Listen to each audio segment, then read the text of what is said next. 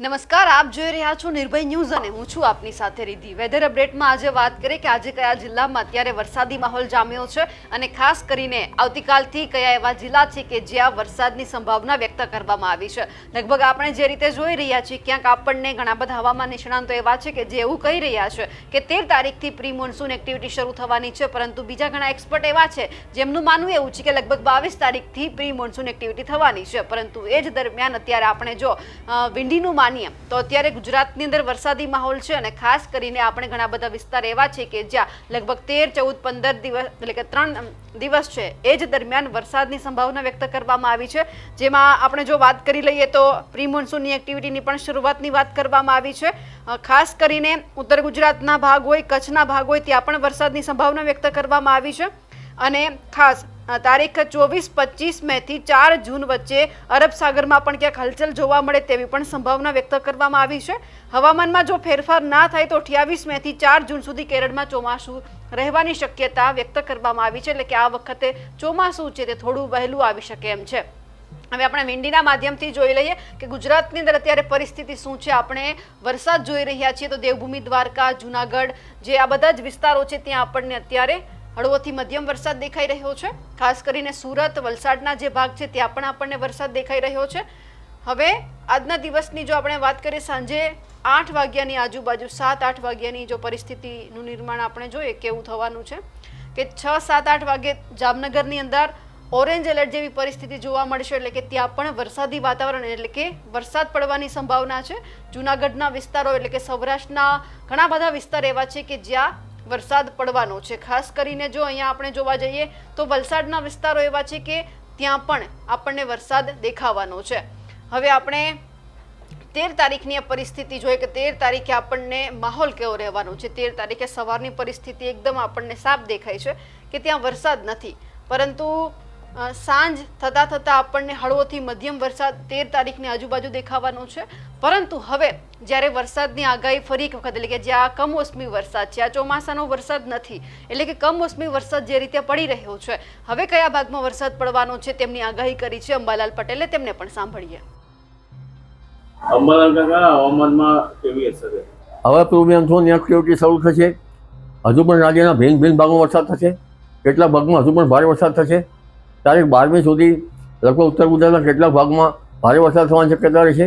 તારીખ 13મી તારીખમાં પણ કોઈ ભાગમાં વરસાદ થશે। ત્યારબાદ તારીખ 15, 16 ને 17માં ભિન્ન ભાગોમાં રાજ્યના વરસાદ થશે, જેમાં લગભગ ઉત્તર ગુજરાતના ભાગો, મહેસાણાના ભાગો, જામનગરના ભાગો, કચ્છના ભાગો અને પશ્ચિમ સૌરાષ્ટ્રના ભાગોમાં અને અમરેલીના ભાગોમાં વરસાદ થવાની શક્યતા રહેશે। સુરેન્દ્રનગરના ભાગમાં પણ વરસાદ થવાની શક્યતા રહેશે। પરંતુ ઉલ્લેખનીય છે કે તારીખ 17થી ગરમી વધશે અને મહત્તમ ઉષ્ણતામાન કોઈ ભાગમાં 39 ડિગ્રી કે 40 ડિગ્રી સેલ્સિયસ જેવું થવાની શક્યતા રહેશે, જેમાં મધ્ય ગુજરાતના ભાગોમાં મહત્તમ તાપમાન લગભગ 39-40 ડિગ્રી સેલ્સિયસ જેવું રહેવાની શક્યતા રહેશે। મહેસાણાના ભાગોમાં પણ 39-40 ડિગ્રી સેલ્સિયસ જેવું રહેવાની શક્યતા રહેશે।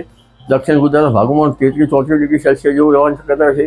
પશ્ચિમ સૌરાષ્ટ્રના ભાગોમાં 33-34 ડિગ્રી સેલ્સિયસ જેવું મહત્તમ ઉષ્ણતામાન થવાની શક્યતા રહેશે। કચ્છના ભાગોમાં પણ 35, 36, 37 ડિગ્રી સેલ્સિયસ જેવું થવાની શક્યતા રહેશે। પંચમહાલના ભાગોમાં પણ 36, 37 ડિગ્રી સેલ્સિયસ જેવું મહત્તમ ઉષ્ણતામાન વધી શકે છે। એટલે હવે ભેજ અને ઉકળાટ સાથે તારીખ 15 બાદ ગરમી વધી જશે।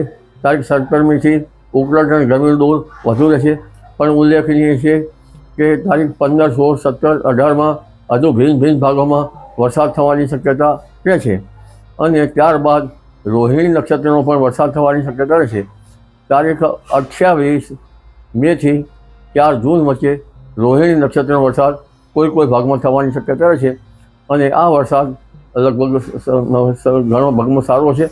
આ વખતે ચોમાસું વહેલું આવવાની શક્યતા રહેશે। તારીખ 13મી મેથી જ pre monsoon activity Andaman Nicobar ટાપુ પર થવાની શક્યતા રહેશે।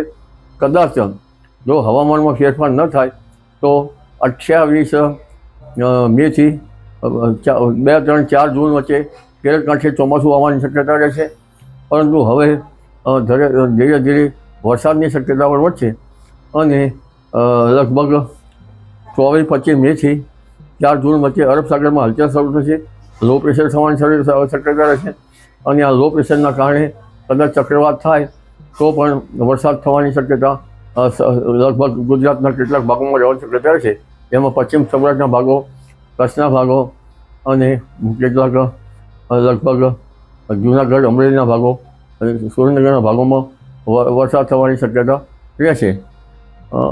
તારીખ 28 મેથી 4 જૂન વચ્ચે જો રોહિણી નક્ષત્રનો વરસાદ થાય તો રોહિણી ઉત્તરતા વર્ષે તો ચોમાસું સારું આવવાની શક્યતા રહેશે. જો આમ તો વરસાદ તારીખ 19, 20, 21, 22 કૃતિકામાં થશે અને કૃતિકામાં ભારે આંધી વંટોળ સાથે વરસાદ થવાની શક્યતા રહેશે. વંટોળનું પ્રમાણ વધુ રહેશે, લગભગ 20 ગસ્ટ વધુ રહેશે અને બંગાળના ઉપસાગરમાં પણ તારીખ 13, 14, 15 મે બાદ વાવાઝોડાની પ્રક્રિયા શરૂ થઈ જશે અને આ વાવાઝોડા લગભગ બાંગ્લાદેશ ઉપર જવાની શક્યતા રહેશે, જેના ભેજના કારણે, અરબ સાગરના ભેજના કારણે હવે ગુજરાતના ભિન્ન ભાગોમાં પ્રી મોન્સૂન એક્ટિવિટી શરૂ થવામાં હશે અને લગભગ વરસાદ પણ થશે. જી, તમારા વિસ્તારમાં અત્યારે કેવો વરસાદ છે અને વરસાદી વાતાવરણ કેવું રહેવાનું છે? કારણ કે જે રીતે અંબાલાલ પટેલે કહ્યું છે કે આટલા બધા વિસ્તાર એવા છે કે જ્યાં વરસાદ પડવાનો છે, એટલે કે તમારા વિસ્તારમાં અત્યારે પરિસ્થિતિનું કેવું નિર્માણ થયું છે? વરસાદ છે, ઝાપટા પડી રહ્યા છે કે પછી ખાલી પવન ફૂંકાઈ રહ્યો છે? અમને કમેન્ટ કરીને ચોક્કસથી જણાવજો. સાથે જ અમારી નિર્ભય ન્યૂઝ ચેનલને લાઇક, શેર અને સબસ્ક્રાઇબ કરવાનું ભૂલશો નહીં. નમસ્કાર.